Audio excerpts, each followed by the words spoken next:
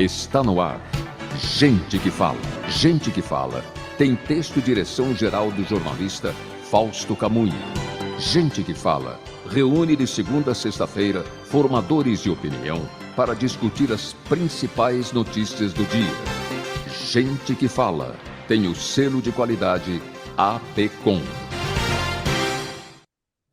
Olá, olá, boa tarde. O programa Gente que Fala está começando. Estamos ao vivo pela UTV, a TV da internet, também pelas redes sociais, Instagram, Facebook, o nosso canal no YouTube, tudo no ar, tudo ligadinho, tudo preparado aí para você acompanhar essa nossa jornada de hoje.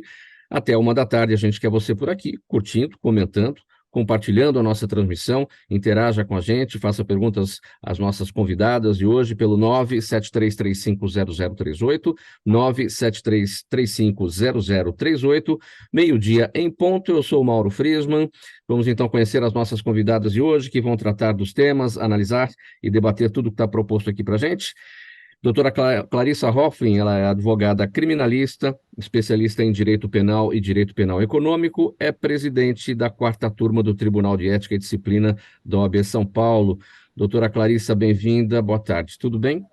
Muito obrigada, Mauro. É um prazer estar aqui hoje com vocês. Obrigado pela presença. Eu trago aqui também a Sheila Santos, ela é executiva, líder de operação de vendas para a América Latina na Mercer. Tudo bem, Sheila? Tudo bem, bom dia, Mauro, bom dia, minhas colegas convidadas, a você, internauta. É uma alegria imensa, uma gratidão estar aqui com vocês hoje. Muito obrigada. Obrigado pela presença, Sheila. Também com a gente aqui formando a nossa bancada hoje, a Maria Cristina Greco, ela é psicóloga formada pela PUC São Paulo, atualmente é psicóloga clínica, ex-coordenadora do programa de dependência química na General Motors e também ex-coordenadora do programa de conselheiros na Prefeitura de São Paulo, na região de São Mateus, na zona leste aqui da capital. Tudo bem, Maria Cristina? Boa tarde. Obrigada, tudo bem vocês? Obrigada pelo convite, é uma honra participar desse programa. Michele Werneck, doutora Michele Werneck, advogada criminalista, também com a gente aqui na nossa bancada do Gente que Fala. Ela é coordenadora da área de Direito Médico no escritório Wagner Cavalcante Advogados Associados. Doutora Michele, boa tarde, tudo bem? Boa tarde, Mauro, tudo bem e você? Boa tarde a todas as colegas, agradeço pelo convite. Olha, 12:01 agora, a gente vai abrir esta edição de hoje do programa Gente que Fala, terça-feira, falando do tema da redação do Enem, que foi realizado agora no domingo, e tratou do seguinte: desafios para o enfrentamento da invisibilidade do trabalho de cuidado realizado pela mulher no Brasil. Essa proposta da prova, né, desta redação, permitiu uma série de reflexões sobre o reconhecimento insuficiente do trabalho doméstico e de cuidados, quase sempre realizado exclusivamente por mulheres. Eu começo a respeito desse assunto, doutora Maria Cristina Greco, uma situação bastante importante, né, a abordagem dessa proposta, desse tema, a partir do Enem, até porque, para chamar a atenção do jovem em relação a esse assunto, muitos jovens que têm este problema dentro de casa e também muitas vezes não observam, né, a sobrecarga da mãe em todas as tarefas, além do trabalho externo, do trabalho de trabalhar fora, né, ter todas as atividades domésticas e o trabalho de cuidado também com a família, né? Sim, eu penso que o desdobramento do trabalho doméstico, ele pode vir a se potencializar insanamente. Do que eu estou falando? A mulher que fica em casa e que ela não é reconhecida, que ela não é vista, que seu trabalho é invisível, por ela ficar muito oprimida nessa condição, o acesso à bebida e às substâncias, principalmente as substâncias que são lícitas, né, assim como o álcool, pode se potencializar. Então, a mulher, ela bebe em casa e ela procura um certo alívio dessa condição de invisibilidade.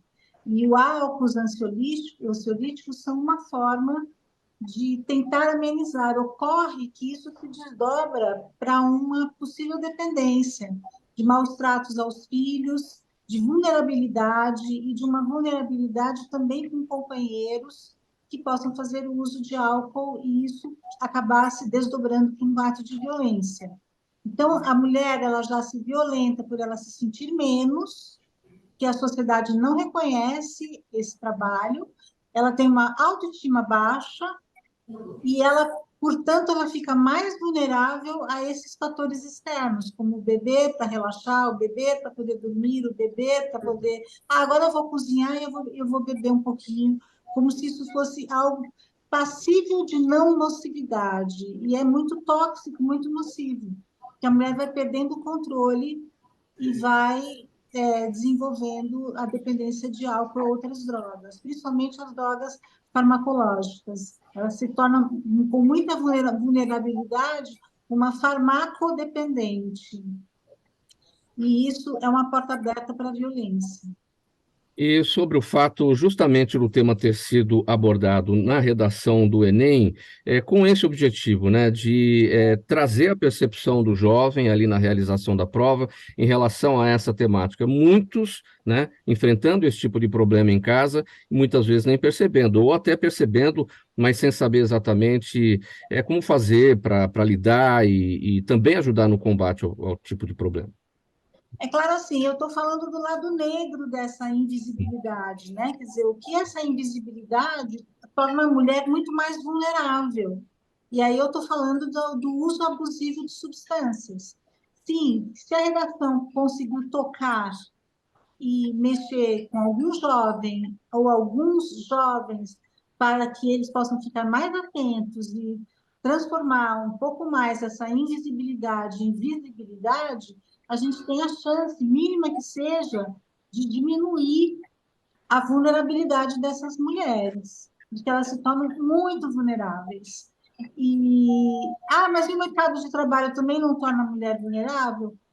Não necessariamente. No mercado de trabalho aqui fora, externo, ela tem o apoio da sociedade.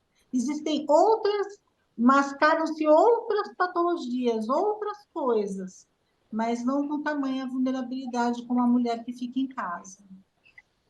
Doutora Clarissa Hofflin, sua percepção a respeito desse tema, o Enem, então, abordando essa questão da invisibilidade no trabalho de cuidado da mulher dentro de casa. Oi, Mauro, eu achei maravilhoso o Enem ter abordado esse tema, porque a gente não pode normalizar isso, né? E a gente vem de uma sociedade muito patriarcal, onde é normalizado que a mulher tenha que trabalhar, que a mulher tenha que servir aos filhos, cuidar da casa e fazer tudo. A mulher fica muito sobrecarregada.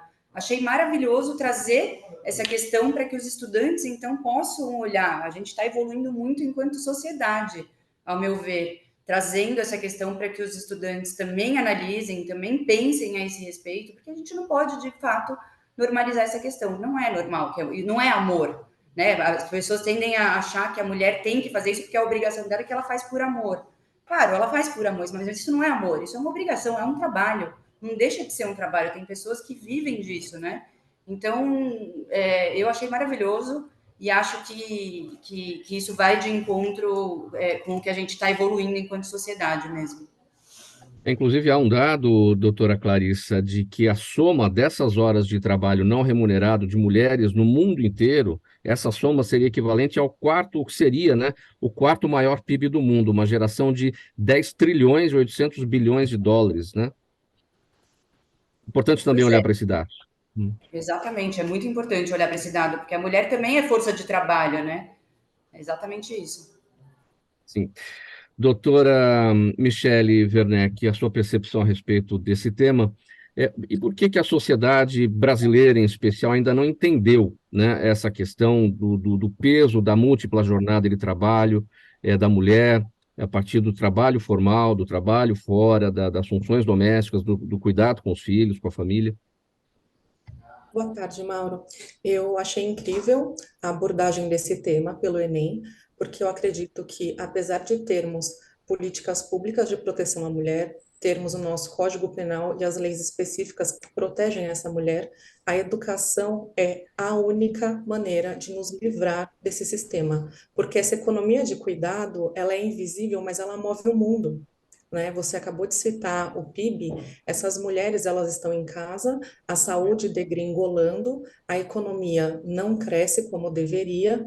Então, eu acho de extrema importância esse tema ser abordado nas escolas, porque só assim a gente vai conseguir mudar o quadro da sociedade, porque é cultural. Né? O patriarcado ele é cultural e ele está incutido não só no Brasil, como em várias sociedades do mundo. Então, eu acredito que só a educação pode fazer com que a gente se livre dessa economia, né? A gente não seja mais refém dessa economia do cuidado. Pela sua percepção sobre esse primeiro tema, o Enem, portanto, abordando a invisibilidade do trabalho de cuidado da mulher?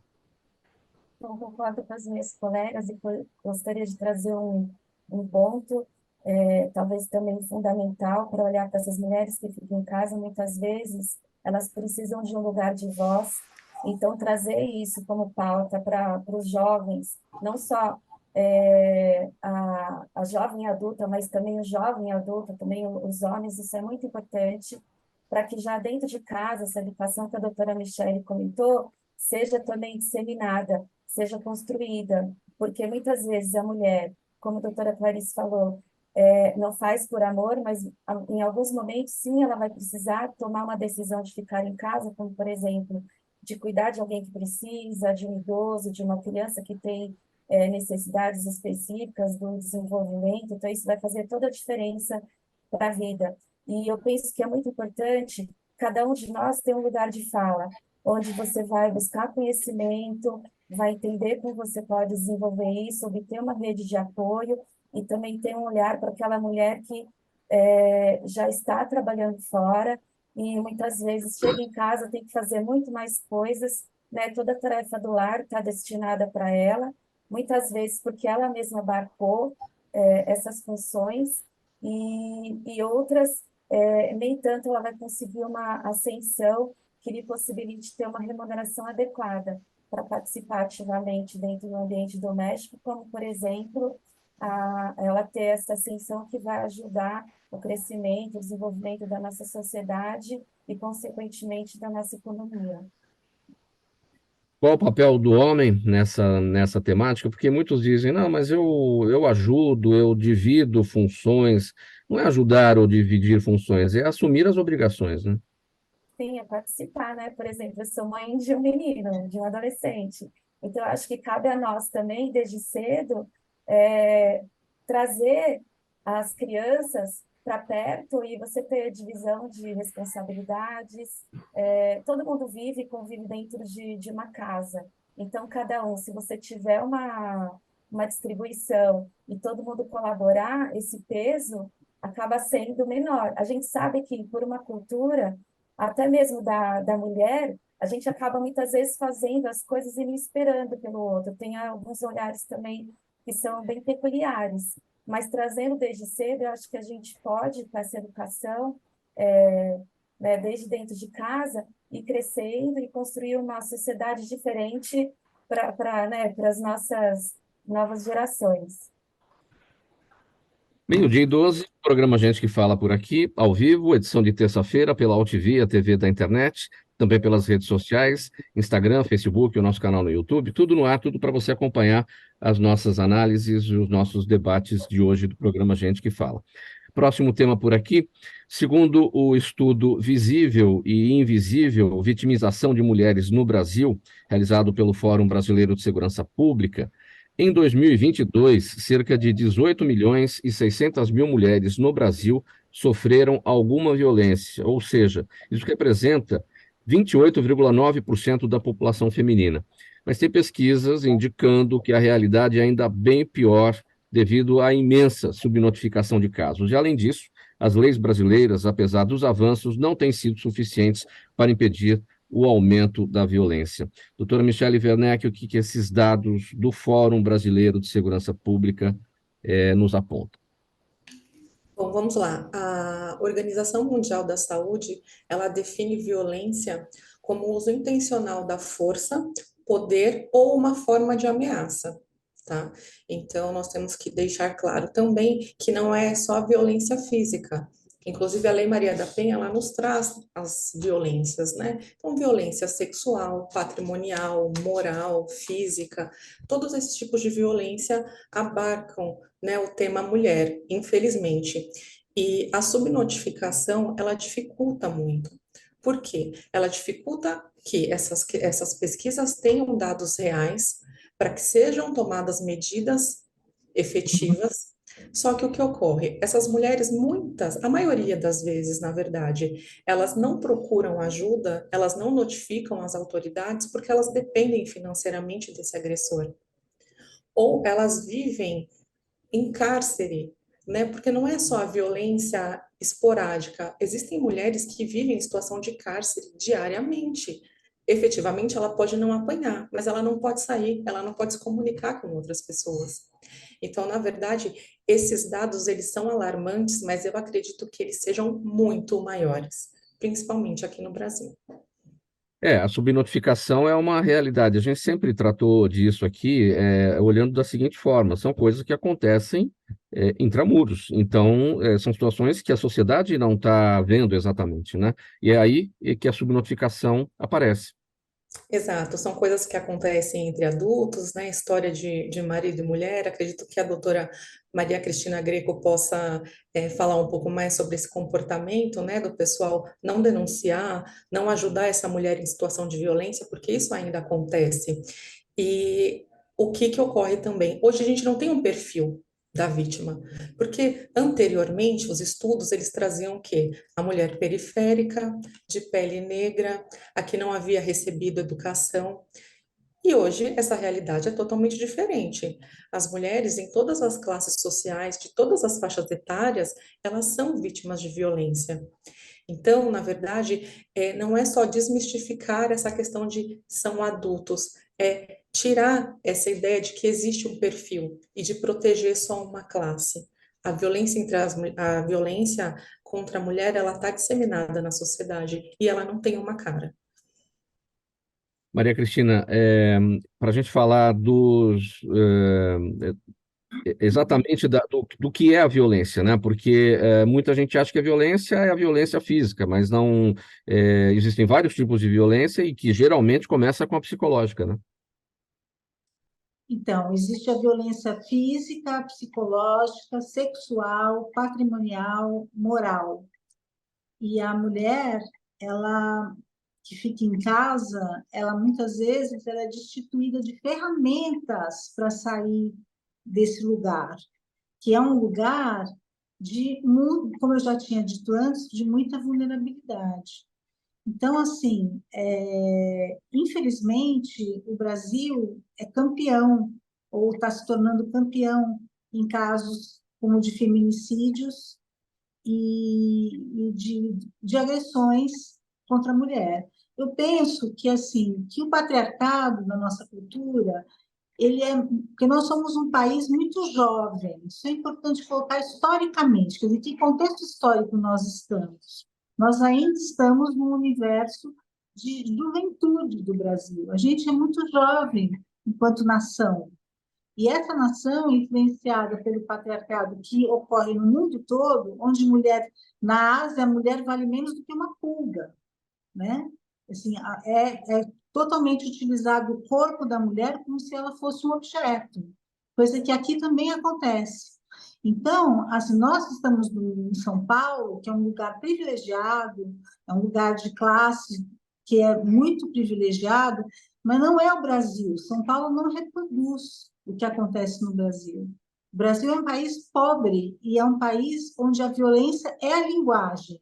As crianças são muitas vezes abusadas, porque se acredita ainda que quando apanha, que se desentope o pepino logo cedo, o pepino não cresce torto. Então, que bater é educar. A agressão ela é normatizada no Brasil. Então, xingar é educar. Maltratar não tem um olhar humanitário, né? É um olhar bastante cruel. Eu quero aproveitar a presença das advogadas, porque eu tenho uma dúvida em relação à questão da medida protetiva. Por que a medida protetiva ela é tão pouco eficaz? e os números de feminicídios cada vez aumentando mais. E por que que quando a mulher recorre a uma delegacia e ela tem uma medida protetiva contra o agressor, essa medida ela não para o agressor?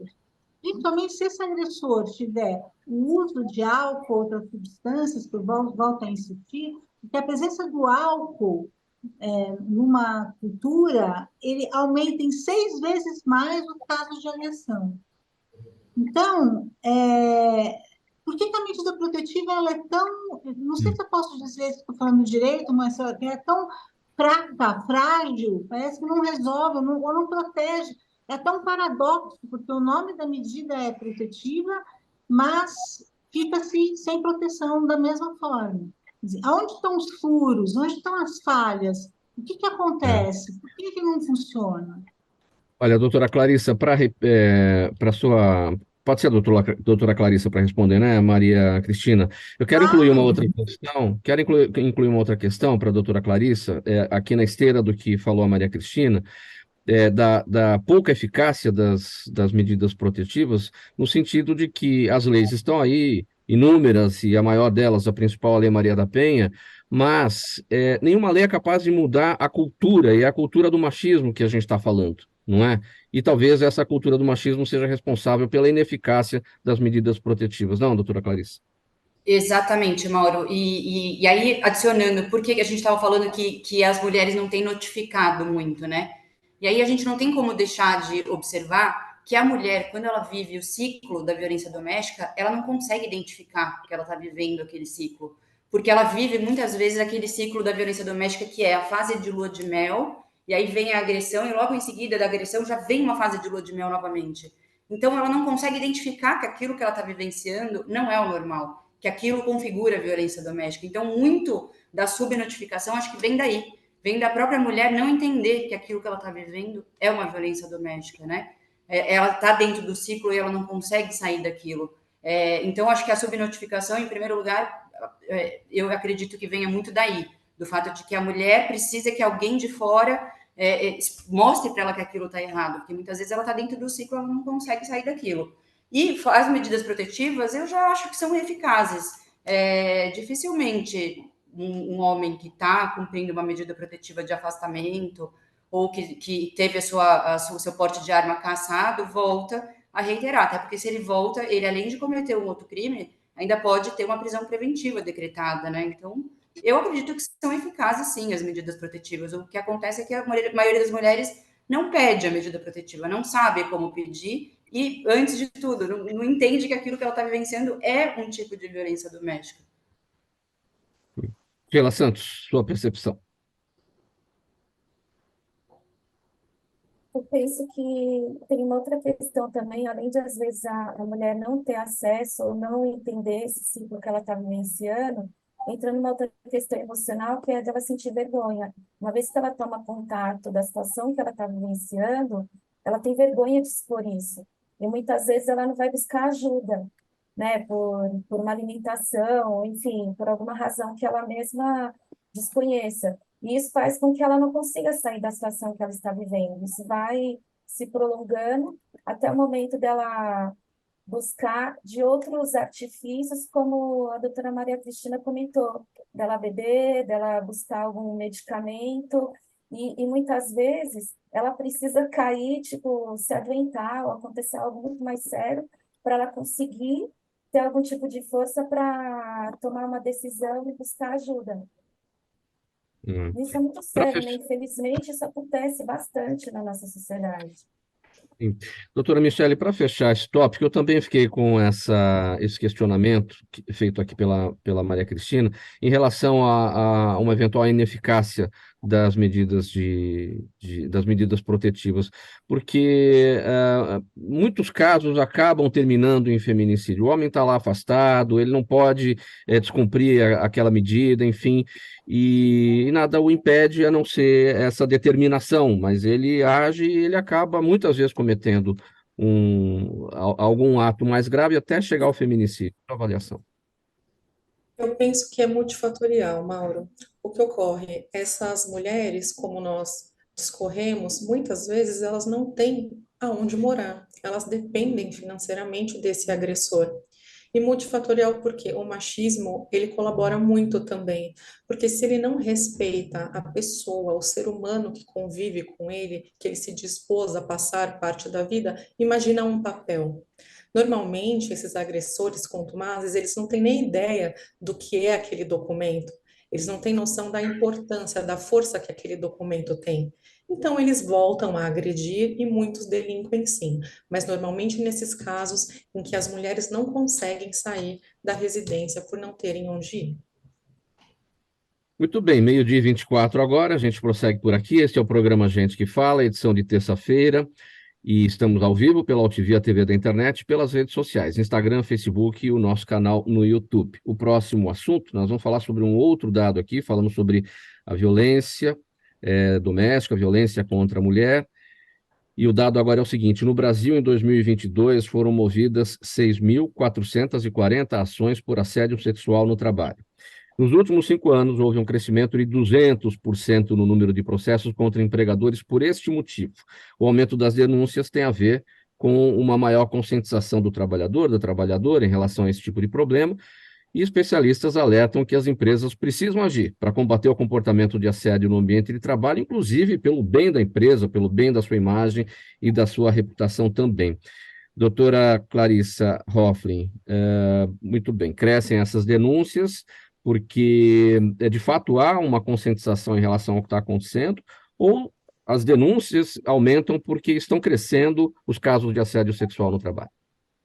Me parece na verdade, esse aumento se deve ao fato justamente de que hoje em dia a gente fala tanto isso na sociedade que as mulheres estão conseguindo, então, identificar que aquilo é assédio sexual e estão conseguindo, então, reportar dentro da empresa o que elas estão vivenciando. E é, sim, o papel da empresa tentar combater esse tipo de crime. Então, a empresa pode fornecer treinamentos para os seus funcionários, pode colocar no código de conduta da empresa algumas regras do que pode e do que não pode ser feito lá dentro.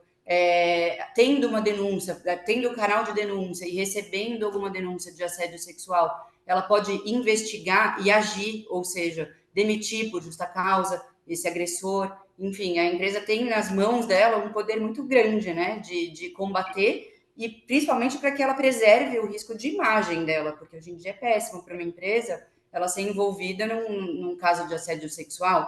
E, além disso, o Ministério Público também tem promovido muita ação civil coletiva contra empresas que não cuidam desse assunto, né? Que não tentam, de alguma maneira, prevenir esse assunto dentro das empresas. Então, é super importante que as empresas tentem repreender e reprimir e fazer medidas preventivas lá dentro, internamente, para que as pessoas se conscientizem de que aquilo não pode.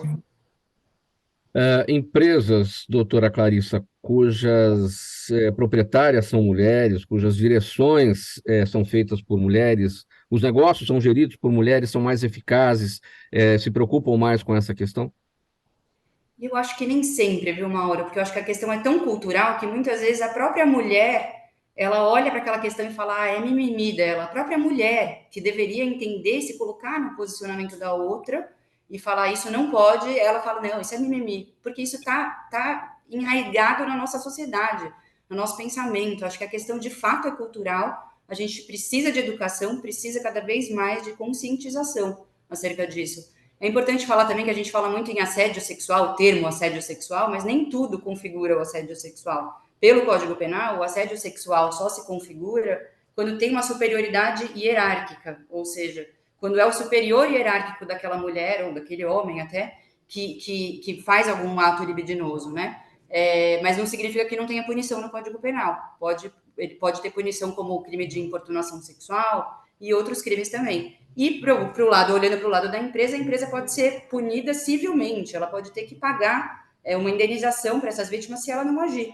Então, daí a importância desse tema, a importância da empresa se conscientizar de que é papel dela também combater esses crimes, na verdade.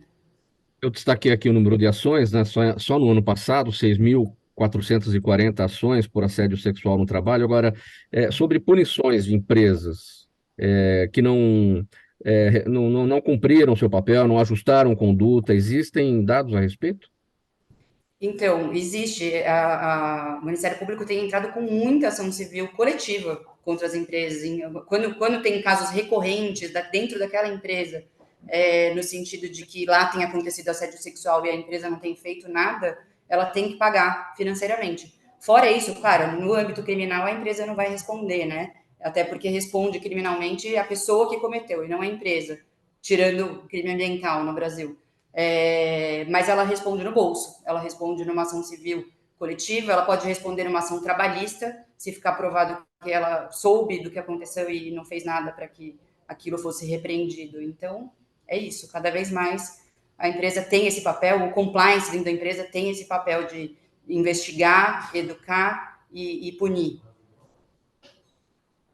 Sheila Santos, e o medo da mulher, né, no mercado de trabalho, dentro da empresa, de denunciar o seu assediador, né, com medo de perder o emprego e, pior até, muitas vezes, com medo de ser perseguida e acontecer alguma situação mais grave posteriormente. Nossa, infelizmente essa situação ainda existe, né?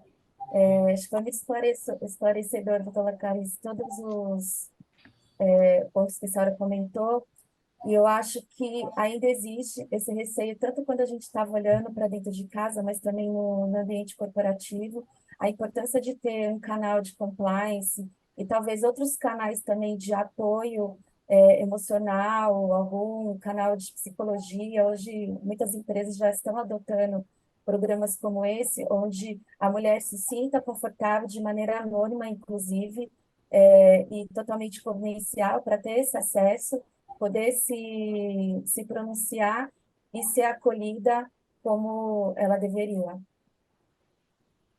Maria Cristina Greco, quais são as consequências psicológicas, no sentido da produção, né, da mulher no trabalho, quando ela está sendo assediada sexualmente, moralmente, como é que isso impacta a produção, a performance no mercado? Eu acredito que a performance fique muito diminuída, que ela não consiga produzir e fazer o que ela precisa fazer com mais eficácia. Eu quero só voltar a um assunto que a Clarissa, acho que comentou, de que a mulher não consegue perceber que ela está submetida a um ato de violência. A mulher não consegue saber que ela pode fazer diferente, ela não consegue acionar dentro dela nenhum mecanismo que a ajude a parar com aquele ciclo. Eu quero só colocar para a gente raciocinar um pouco em relação à cultura do machismo e à cultura de que a mulher tem sempre que ser submissa, sempre tem que se submeter, o que nós estamos discutindo é transgeracional, vem vindo de gerações. Por que a mulher não consegue perceber? Porque a mãe dela vivia isso, a tia dela vivia isso, a avó vivia isso, a bisavó vivia isso, as primas vivem isso. Então, é como se assim, não tem um outro modus operandi, não tem um outro jeito de funcionar que não seja se submeter, fazer o que o seu companheiro determina, ou que na empresa ela tem que dar graças a Deus de que ela está contratada e que ela é remunerada por aquele trabalho, mas assim, não é claro para nós, mulheres, que nós temos direitos, nós temos só deveres. Os direitos são roubados, essa ideia de que nós podemos fazer alguma coisa, isso é muito, ainda um trabalho de formiguinha. Acho que foi a Sheila que comentou que ela é mãe de um homem, né? Então, as mães, as mulheres, o que elas estão educando? Eu tenho 2 filhos, eu tenho 2 netos, e o que nós estamos fazendo nessa educação e preparar os nossos filhos, os nossos descendentes a um novo olhar, a uma nova forma de construir uma nova sociedade. Doutora Michele Werneck, sua percepção sobre os casos de denúncia de assédio sexual no trabalho. Está fechado seu áudio, doutora? Agora sim. Agora sim. As mulheres, elas têm mais voz, né? Atualmente, não é qualquer tipo de tema que inibe as mulheres. Eu acredito que elas têm mais voz no ambiente de trabalho, elas sabem da sua importância, sabem da sua competência, por isso elas não deixam passar esses casos. Só que, em contrapartida, eu acredito que as medidas que as empresas elas adotam a fim de minimizar esses episódios de assédio não é nem visando a proteção da pessoa. Quando eu digo pessoa, eu digo homens e mulheres, porque os homens também podem ser vítimas de assédio, e são. Eu acredito que é por conta da política de cancelamento. Hoje em dia tudo é internet, hoje em dia tudo que a gente faz em segundos, milésimos de segundo, está disseminado para o mundo inteiro. Então, essas empresas, elas acabam agindo na proteção do funcionário, mas eu acredito que o maior medo é o medo do cancelamento e não a proteção efetivamente dos seus colaboradores.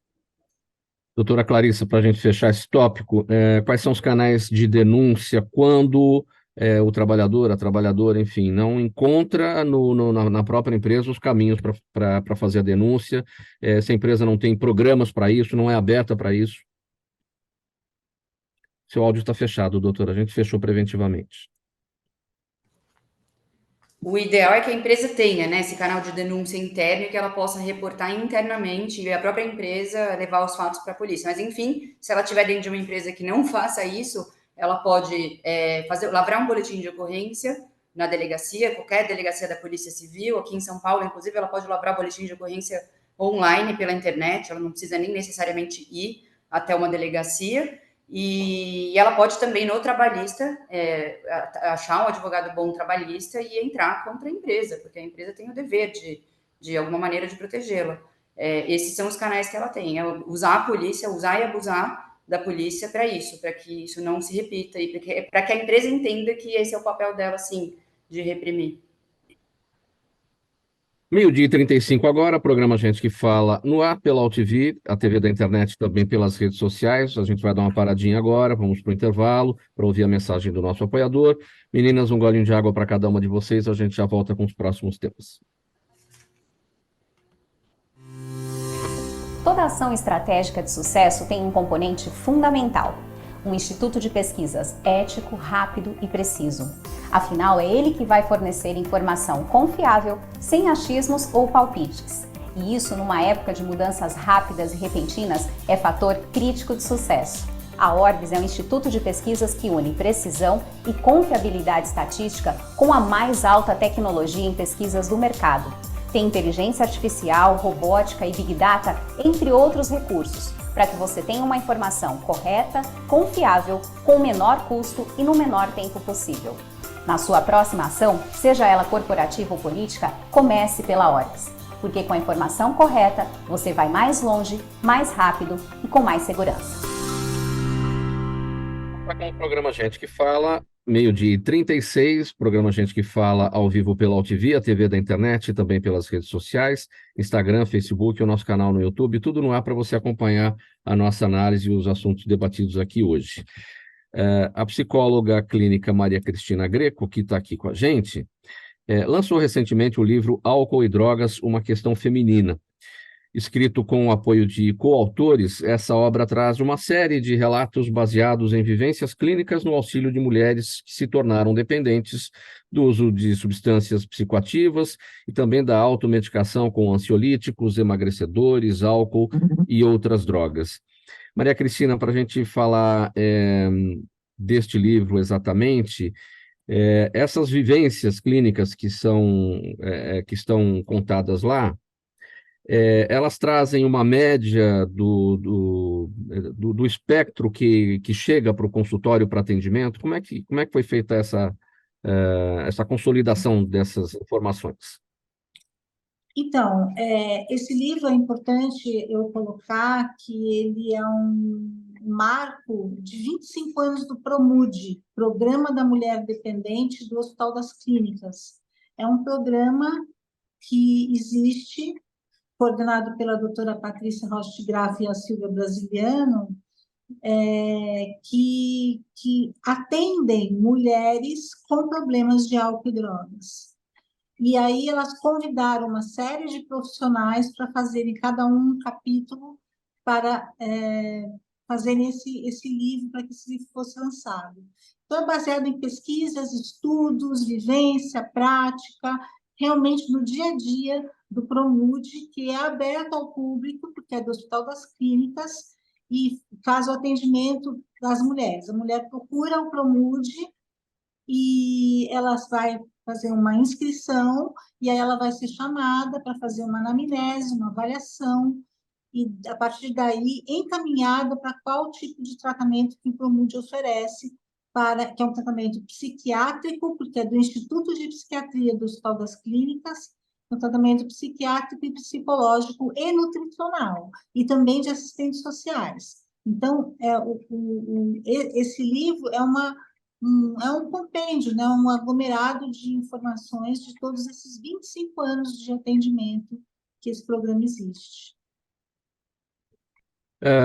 Em que fase da vida as mulheres têm se envolvido com álcool e droga e quais são os motivos que levam a essa situação, certamente acontecendo cada vez mais cedo?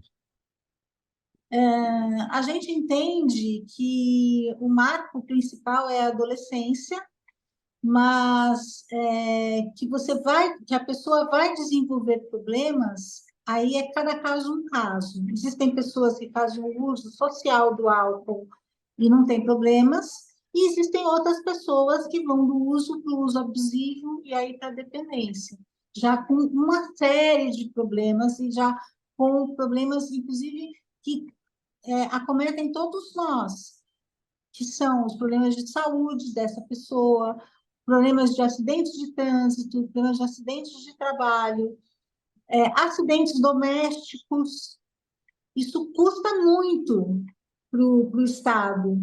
Então, também se sabe que tratar uma pessoa que chega ao grau da dependência sai muito mais barato do que não tratar, porque você pode demitir aquela pessoa porque ela não está desempenhando os seus papéis, a sua performance adequada no ambiente de trabalho, e depois contratar uma outra pessoa, você demite, gasta muito, contrata uma outra pessoa para substituir essa, e você pode estar contratando o mesmo problema sem saber, ele pode estar numa fase anterior que não tem a manifestação dos problemas.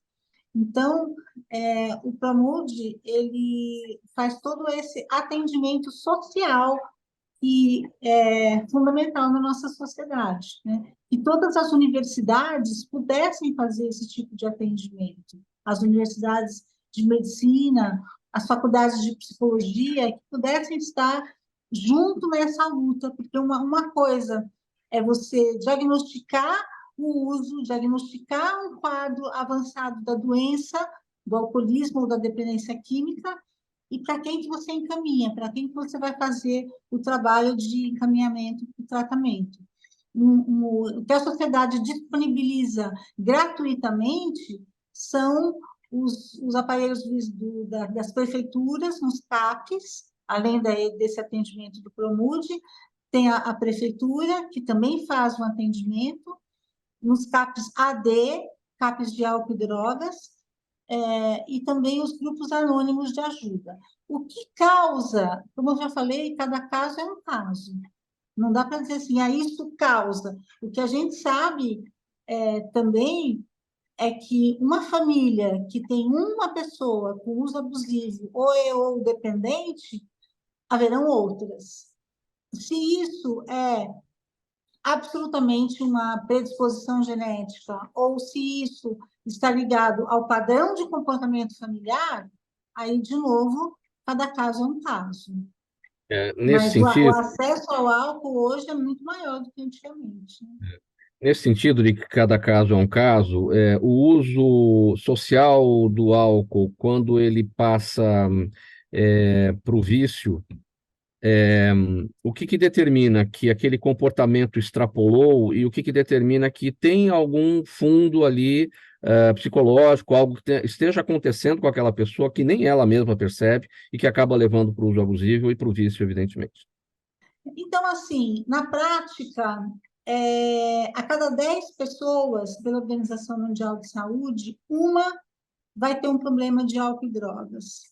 O que faz com que este ultrapasse a linha e fique numa situação vermelha de uso abusivo ou de dependência é que esse indivíduo ele tem no organismo dele um quadro de tolerância à substância muito maior do que as outras pessoas e ele sofre de abstinência. Quando a falta da substância, quando a substância começa a faltar, ele vai trabalhar, por exemplo, e ali na hora de trabalho ele não pode beber, ele já começa a entrar em sofrimento.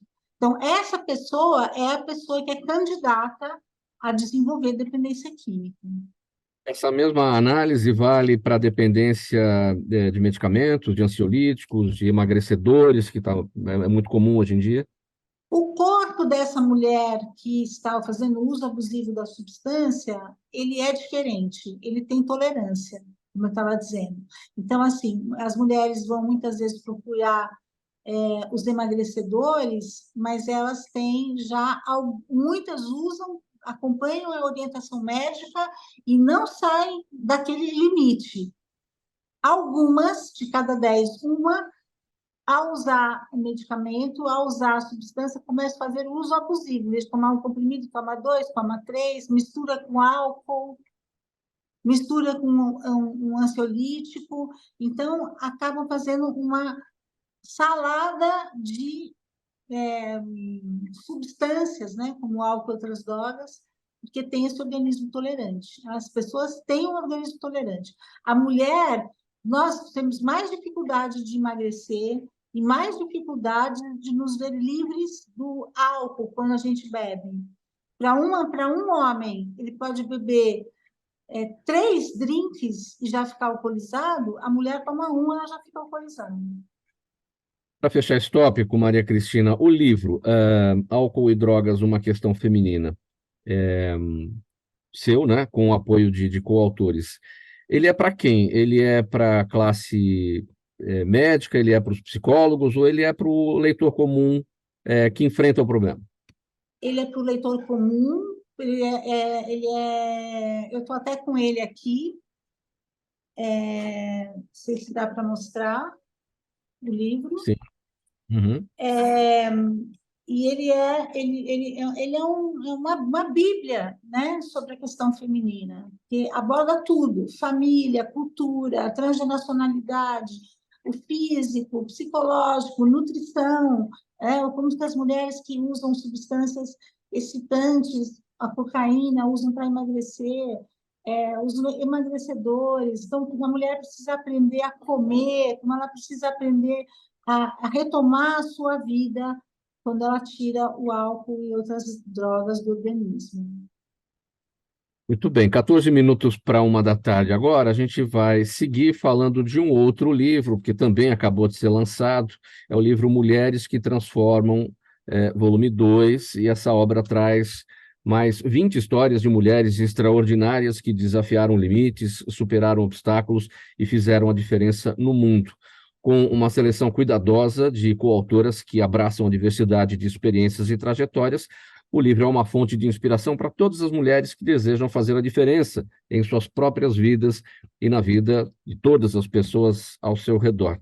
Sheila Santos, o que a gente pode aprender aqui agora com esse volume 2 do livro Mulheres que Transformam? Bom, acho que vale a pena comentar.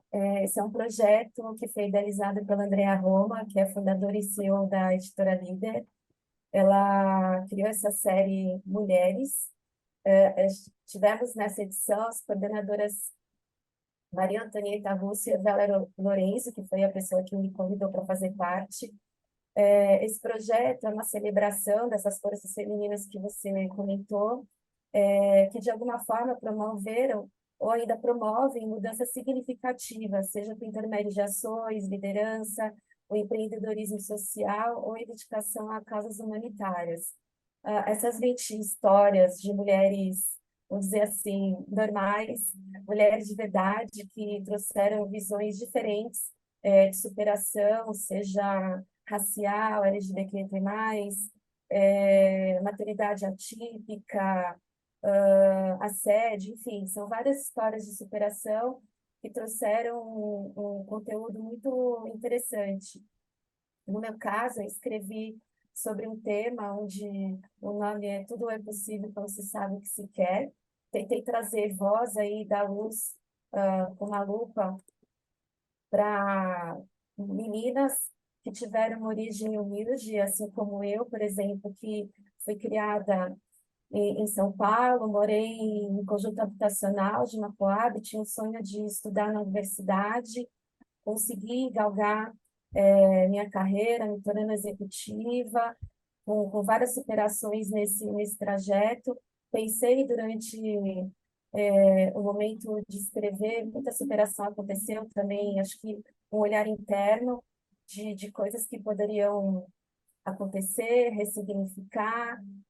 Foram momentos emocionantes e também trazer, continuando aí nessa questão da lupa, um olhar para que as mulheres que tenham contato com autoconhecimento, que possam se desenvolver e enxergar que quando a gente quer alguma coisa, a gente vai atrás disso, é possível, tudo depende do nosso protagonismo. Obviamente, a gente está falando de uma temática que hoje, da invisibilidade da mulher, em temas muito específicos, mas eu acho que quando a gente consegue dar esse gritinho, sair daquele momento que não está bom, e às vezes também de uma zona de conforto, tudo é possível para a gente fazer com que a vida mude para nós, o nosso entorno, e aí a gente contribui com a sociedade de uma maneira diferente. Muitas vezes, nós somos nossas próprias autossabotadoras, né, nessa jornada e trajetória das nossas vidas.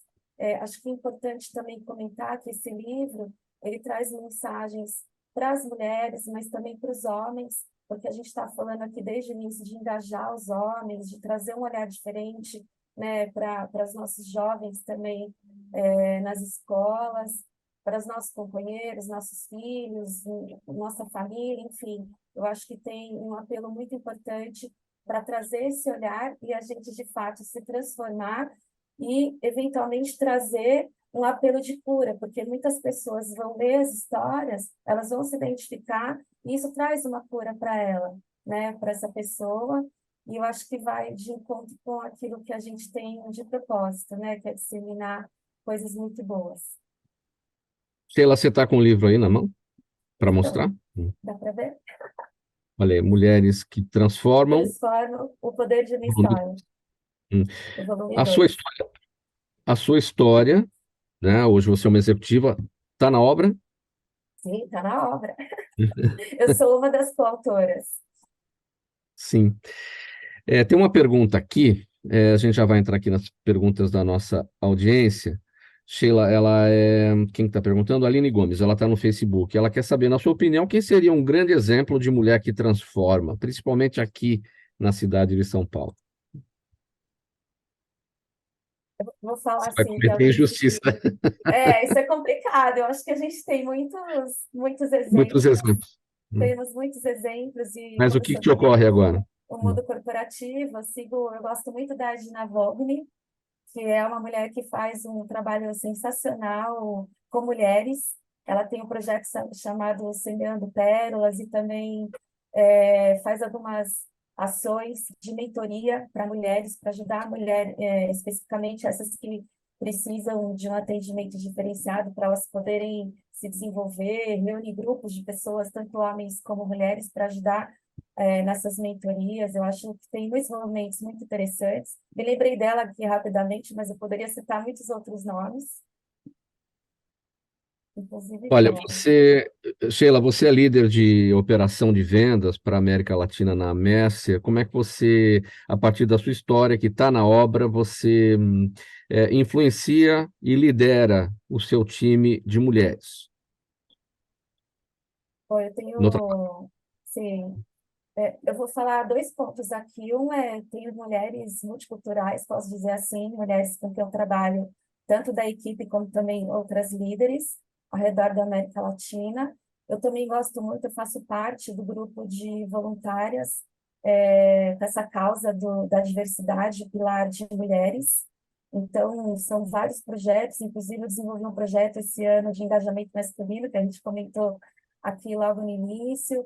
sou voluntária também de algumas iniciativas fora, uma instituição chamada Share Blair Foundation, onde eu tive a oportunidade de ser mentora de uma nigeriana. A gente fala aqui muito dos desafios das mulheres no Brasil, até a Maria Cristina colocou, achei muito bacana, que nós somos um país jovem, mas, por exemplo, quando eu estava interagindo com essa mulher nigeriana, imagina, ela tinha problema de conexão, de energia elétrica, enfim, a gente tem uma diversidade de mulheres, de desafios, mas também de busca de atingir objetivos que são comuns. Eu até comentei no discurso de abertura do livro que, se vocês verem as histórias, elas são diferentes, mas ao mesmo tempo todos nós estamos muito conectados, porque até de tudo que a gente conversou aqui, a gente se conecta com alguma fala do que foi dito, porque nós estamos integrados de alguma forma.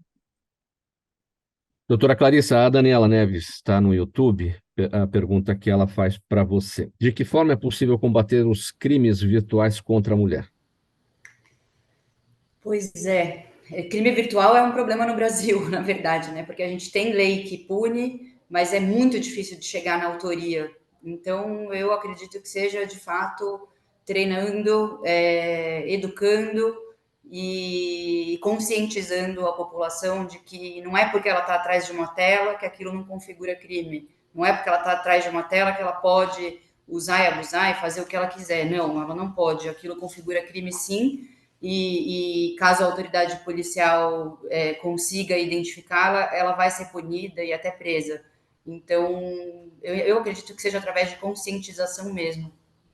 Acho que a pergunta é no sentido da mulher vítima do crime virtual. A gente está adiante aí do que aconteceu aí nos últimos dias, por exemplo, daqueles nudes que foram feitos com inteligência artificial, envolvendo alunas de uma escola, enfim. Então, são crimes virtuais onde as mulheres estão cada vez mais sendo impactadas. Sim, sim. A mulher tem que procurar ajuda, ela tem que elaborar boletim de ocorrência, instaurar inquérito policial e ir atrás dos direitos dela. Ela não pode, de forma alguma, consentir com que isso aconteça. Existem, aliás, crimes específicos que tratam sobre esse tema, do que aconteceu nas escolas. Sim. O Rodrigo Monteiro está no Facebook, a doutora Michele pergunta o que é a Lei Joana Maranhão. A Lei Joana Maranhão, ela é daquela esportista, né, a Joana, que sofreu abuso enquanto criança, porém ela só divulgou esse abuso depois que ela já era maior de idade. Então, esse crime, em tese, estava prescrito. E a lei, ela alterou. Então, a prescrição, ela passa a valer a partir do momento que essa vítima faz 18 anos, e aí, a partir daí, são 20 anos de prescrição, tá? São 20 anos para prescrever esse crime, porque muitas crianças e adolescentes, quando sofrem esse tipo de violência, né, violência sexual, como foi o caso da Joana, eles começam a ter entendimento de que aquilo foi um crime na vida adulta. Então, essa questão de aumentar a prescrição, ela é essencial para que esse crime ele seja punido efetivamente. E a última pergunta da audiência para a Maria Cristina é a Beatriz Ronquete, que está com a gente no Instagram. Com tantas denúncias de maus tratos, diz aqui a Beatriz, como escolher uma clínica de reabilitação de confiança? Maria Cristina.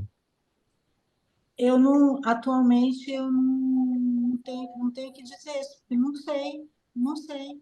Eu realmente não consigo ter garantia nenhuma de que a pessoa que for para esse lugar, ela vai ser bem tratada. Eu acho que existe as antigas, como do Padre Haroldo, do Padre Hans, que são muito antigas, talvez essas, mas atualmente realmente procurar uma clínica e não uma comunidade terapêutica, porque as comunidades estão largadas, muito abandonadas, e aí, infelizmente, dá espaço para esse tipo de maus tratos. É um outro problema a ser enfrentado, um outro desafio, e que acho que aí, nesse caso, falta um trabalho de política pública, não é, Maria Cristina? Sim, falta, claro, sim. Bom, 12h58, então 2 minutos aqui para a gente encerrar. Eu vou botar um ponto final aqui na nossa edição do programa Gente que Fala de hoje, agradecendo a presença das nossas convidadas, doutora Clarissa Hofflin, advogada criminalista, especialista em Direito Penal e Direito Penal Econômico. Ela é presidente da 4ª turma do Tribunal de Ética e Disciplina da OAB São Paulo. Sheila Santos, executiva, líder de operação de vendas para a América Latina na Mercer. Maria Cristina Greco, psicóloga formada pela PUC São Paulo, ela atualmente é psicóloga clínica, ex-coordenadora do programa de dependência química na General Motors e ex-coordenadora do programa de conselheiros na Prefeitura de São Paulo, região São Mateus. Também doutora Michele Werneck, advogada criminalista, coordenadora da área de Direito Médico no escritório Wagner Cavalcante Advogados Associados. O agradecimento a vocês todas pela presença, por atender aqui o nosso convite do programa Gente que Fala, e destacar aqui que o programa Gente que Fala é uma realização da ABCom, apresentação minha sempre, Mauro Friesman, pauta e redação do Pedro Schiavon, Zenilda Salvato, nossa diretora de produção, jornalista Fausto Camunha, nosso diretor-geral, você aí do outro lado, ouvinte, você espectador, internauta, a razão da nossa presença aqui todos os dias. A gente volta a se falar amanhã, a partir do meio-dia, ao vivo, pela UTV TV da internet, também pelas nossas redes sociais. Uma boa tarde para todo mundo, 1h em ponto. Tchau, até amanhã.